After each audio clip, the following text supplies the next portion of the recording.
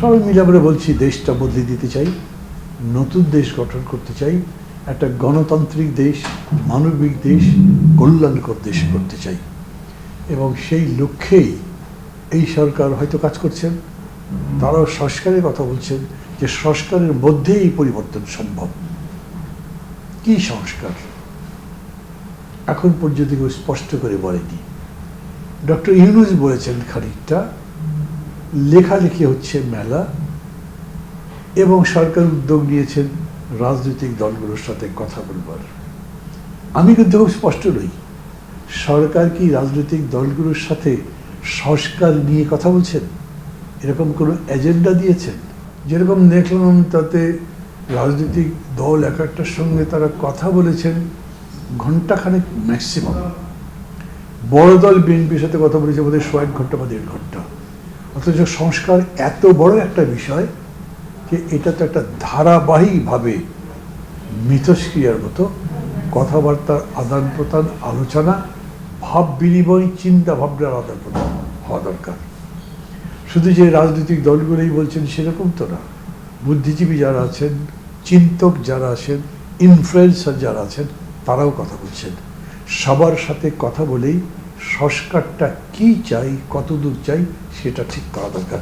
খুব সংক্ষেপের মধ্যে একটা কথা বলি, বিএনপি সহ রাজনৈতিক দলগুলো বলছে একটা রোড ম্যাপ চাই। অনির্দিষ্টকাল তো সরকার থাকবে না, কতদিন থাকবেন? সেখানেই প্রশ্ন আছে কি করবেন তারা, যতদিনই থাকেন তার মধ্যে কি করবেন, এই এজেন্ডা কেউ দেয়নি।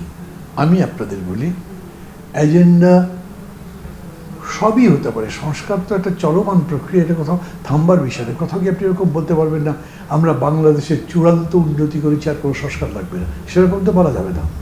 এই জন্যে আপনাকে কোথাও একটা ফিক্স করতে হবে যে এই পর্যন্ত যাব।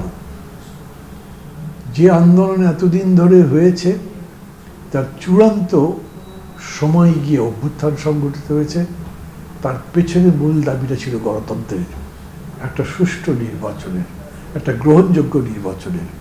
আমি মনে করি এজেন্ডা এইখানেই থাকত। কি করলে একটা গ্রহণযোগ্য নির্বাচন হতে পারে? কোনো কোনো দল বলছে এটা সরকার বলুক, আমিও মাঝে মাঝে বলি এটা সরকার বলুক, কিন্তু এটাও বলা যেতে পারে আপনারা রাজনৈতিক দল, ভোট 3 বছর পরে হোক, যেদিন হোক, তারপরে তো রাজনৈতিক দলই ক্ষমতায় যাবে, তখন সব কিছু তাদেরকেই করতে হবে। তাদেরও তো চিন্তা আছে, তারাও বলতে পারে। এবং আমি মনে করি দায়িত্বশীল রাজনৈতিক দলগুলো এখন নিজেরাও প্রস্তাব দিতে পারেন কি সংস্কার চান। আমি আজকে প্রধানত একটা বিষয় বলব, আমি জানি রাজনৈতিক দলের মধ্যে বিশেষ করে বিএনপি মনে করে সংবিধানে হাত দেওয়া ঠিক হবে না। আমি কোনো কোনো চিন্তকের কথাবার্তা শুনেছি। আজকে আমি ডক্টর সলিমুল্লাহ খানের একটা লেখা পড়লাম, উনি বলেছেন সংবিধান থেকেই শুরু করতে হবে সংস্কারের। দেখুন কত বিপরীতমুখী কথাবার্তা। আর এটা ঠিক, এই সংবিধান এই রকম রেখে গণতন্ত্রের হবে দেশের, হবে না। এবং গণতন্ত্র হতে হলে এই সংবিধানের, কেউ বলেন নতুন সংবিধান বানাতে হবে, কেউ বলেন পুনর্লিখন করতে হবে। যদিও পুনর্লিখনের নতুন সংবিধানের মধ্যে কী তফাৎ আছে তা জানি না। আবার কেউ কেউ বলেন সংবিধানকে এমনভাবে সংস্কার করতে হবে সব অগণতান্ত্রিক ধারাগুলো বাদ দিয়ে শুধু গণতান্ত্রিক ব্যবস্থা যাতে স্বীকৃতি হয় সেরকম কিছু করতে হবে। সমস্যা হয়েছে কারণ এমন কিছু কিছু সংবিধানে সংযোজন করা হয়েছে, সংশোধন করা হয়েছে, যাতে হাত দিলে ওই ক্লজগুলো বলে, ওই ধারাগুলো বলে সেটা রাষ্ট্রদ্রোহের মতো হবে, এটা পরিবর্তন করা যাবে না। আর্টিকেল 7A 7B আরও আছে, আলোচনা লম্বা করছি না। আমি মনে করি এই বিতর্ক চলতেই পারে। সরকার সবার সাথে কথা বলে এই জায়গাটা ঠিক করুন, কি হলে নির্বাচন সঠিক হবে এবং রাজনৈতিক দলগুলো গ্রহণযোগ্য মনে করবে। মনে হতে পারে কতগুলো আইন বদলেই হলো, শুধু পুলিশটাকে ঠিকমতো সাজালেই হলো, অথবা প্রশাসনকে ঠিকমতো সাজালেই হলো, এরকম তো না।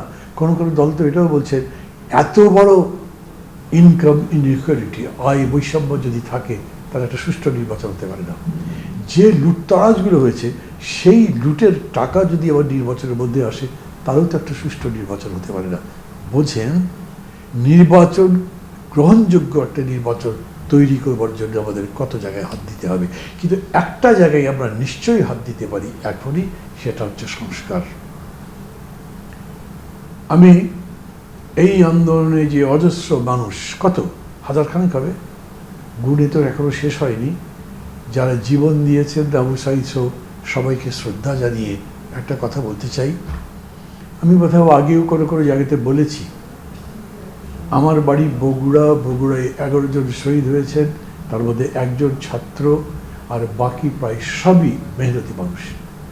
এদের মধ্যে একজনের কবর জিয়ারত করা এবং তাতে পর্দা দিয়ে তাকে সম্মান জানানো, জাতীয় পতাকা দিয়ে তাকে সম্মান জানানো, ফুল অর্পণ, এমন একটা জায়গায় সেই কবর যেটা অন্তত 3টি টয়লেট অতিক্রম করে গ্রামের মধ্যে যেতে হয়, সেখানে কেউ সাধারণত যায় না। মানুষজন যারা দাঁড়িয়েছিল তাদেরকে আমি জিজ্ঞেস করলাম, এরকম জায়গায় কেন তাকে কবর দেওয়া হয়েছে? তার স্ত্রী ওখানে ছিলেন, তার পুত্র ছিলেন, দুইজনই অধবদন জবাব দিচ্ছিলেন না। এলাকার লোকজন বলল, ও তো রিক্সা চালাতো, ওর তো 1 ছটাক বাটিও নাই। যারা বলেন এই অভ্যুত্থানের মধ্যে দিয়ে আমরা নতুন বাংলাদেশ গড়তে চাই, তাদের এটা ভাবতেই হবে ওই মানুষগুলো যারা জীবন দিয়েছে, মেহনতি মানুষ কতগুলো, তাদের জন্য আমরা কি করছি। রাষ্ট্রের তরফ থেকে, সরকারের তরফ থেকে একটা কল্যাণ কর্মসূচি থাকা চাই। যেমন বাজেট করি না আমরা, ডেভেলপমেন্ট বাজেট, রেভিনিউ বাজেট, একটা ওয়েলফেয়ার বাজেটও তো হতে পারে। ওই একই 3টে মিলিয়ে বাজেট। এই বাজেট আপনি বলবেন দরিদ্র জনগোষ্ঠীর জন্য কি করছেন। আমি আমার দলের পক্ষ থেকে অবশ্য একটা পরামর্শ দিই, আমাদের এই ওয়েলফেয়ার মানে কল্যাণ রাষ্ট্র ভাবনার মধ্যে কর্মসূচি আমরা বলেছি 6 কোটি মানুষকে 1000 করে টাকা দেব, দরিদ্র একেবারে যারা। আজকে একজনের সঙ্গে কথা বলছিলাম, পরিচয়টা বলছি না, বললেও কোনো অসুবিধা আছে মনে করে, তবু তিনি বললেন এটা খুবই ভালো একটা আইডিয়া, 72,000 কোটি টাকা লাগবে মাসে, খারাপ কি করেন। কিন্তু ওই মানুষগুলোকে এমনি বসিয়ে দেবেন, তাদেরকে কোনো কাজের বিনিময় দেন, একটা কাজটা তৈরি করেন যেটা সমাজের কল্যাণ হতে পারে, তারই বিনিময়ে দেন, টাকাটা দেবেন সেটা গ্যারান্টিড, এই টাকা যাতে তারা তাদের কাজে লাগাতে পারে। সেরকম করে একটা হেলথ পলিসি এই সরকার যদি বলেন, এই কর্মসূচিগুলো বিরোধিতা করবো মতো কেউ নেই। কল্যাণের কর্মসূচি এই সরকার থাকতে যদি করে ফেলেন, আমি হেলথ পলিসির সাথে এডুকেশন পলিসিও বলছি, এই সরকারের সেই কর্মসূচি থাকতেই পারে,